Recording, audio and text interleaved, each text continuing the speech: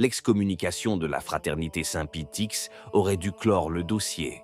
Au lieu de cela, elle a ouvert une phase encore plus explosive. Le premier élément, les présences dans les chapelles de la fraternité. Le second, les paroles d'un archevêque qui a rompu le silence, et vous savez combien son influence compte sur cette chaîne. Il s'agit de Carlo Maria Vigano.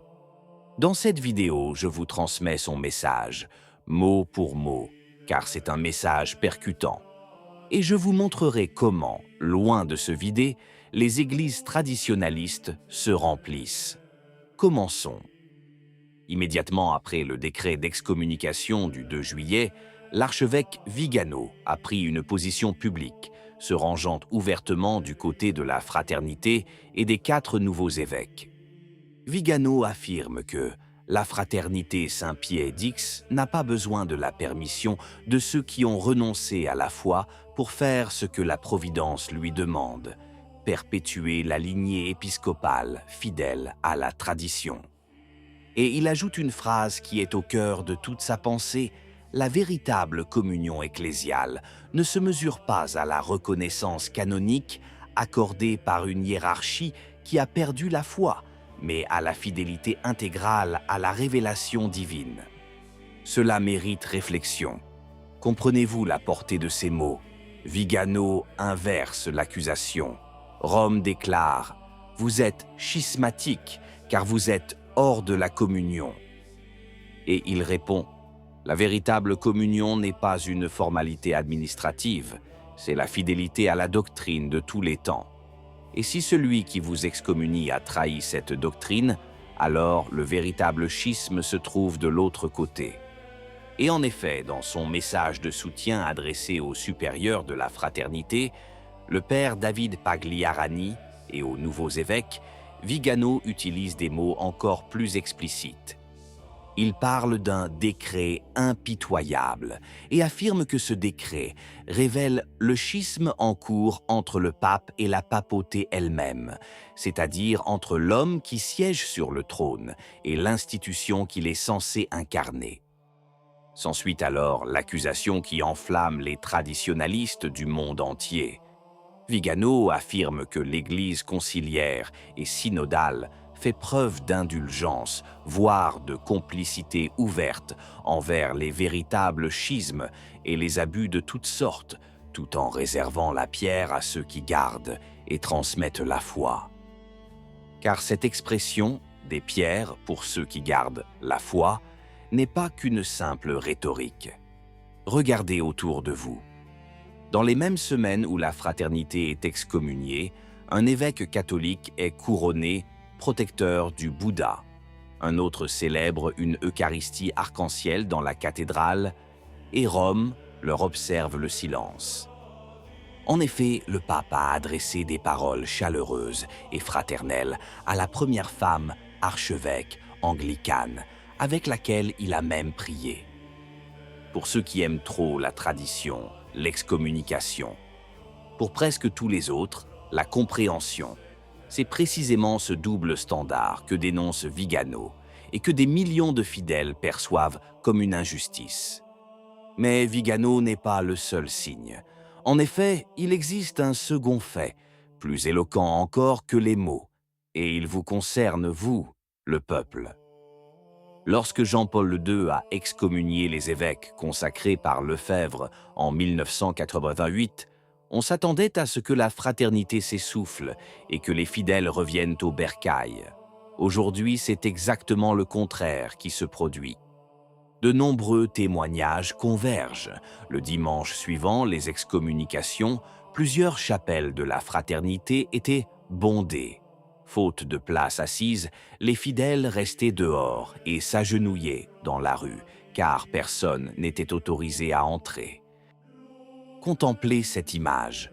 Rome prononce le mot le plus dur de son vocabulaire, l'excommunication, et la réaction du peuple n'est pas la fuite, c'est l'afflux.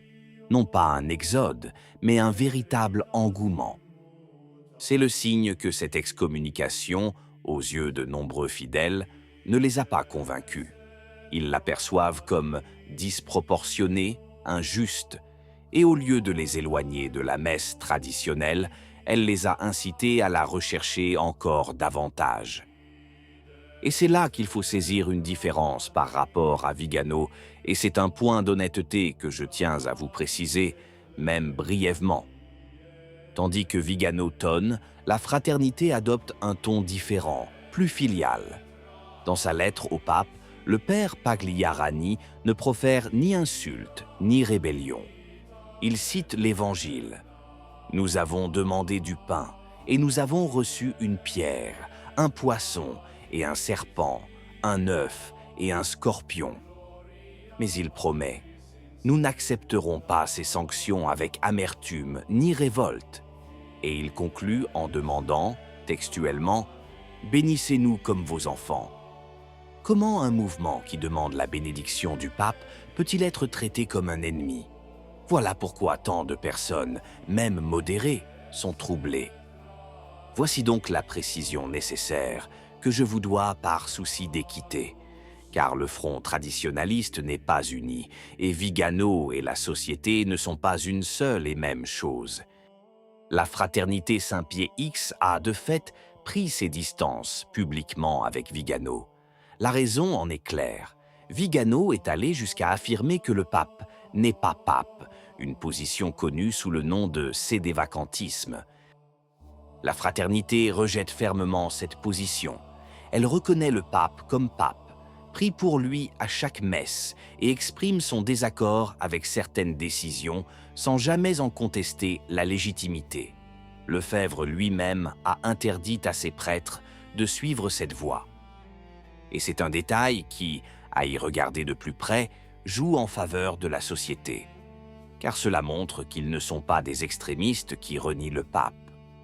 Ce sont des catholiques qui reconnaissent le pape, qui demandent sa bénédiction et qui ne demandent qu'à préserver leur foi inébranlable.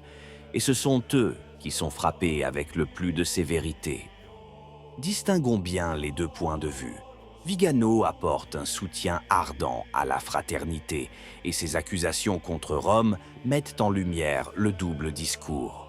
Mais la fraternité emprunte une voie plus étroite et plus prudente. Au sein de l'Église, sous l'autorité du pape et non contre lui. Rome voulait panser une plaie et peut-être en a-t-elle ouvert une plus grave, car les résultats de ces dernières semaines sont surprenants. Les chapelles se remplissent au lieu de se vider. Les voix en faveur de la tradition, de Vigano aux cardinaux comme Muller, se multiplient. Et la fraternité, touchée, répond en demandant une bénédiction. Quoi que l'on pense de la société ou de Vigano, une chose est indéniable, la tradition n'est pas morte. Bien au contraire, plus elle est condensée, plus elle semble s'épanouir. C'est la loi ancestrale des martyrs. Le sang, et parfois même une condamnation perçue comme injuste, devient semence. Car la véritable communion, comme le dit justement Vigano à ce sujet, n'est pas une marque. C'est demeurer attaché au Christ et à la foi qu'il a transmise aux apôtres. Et cette foi, aujourd'hui encore, remplit les églises.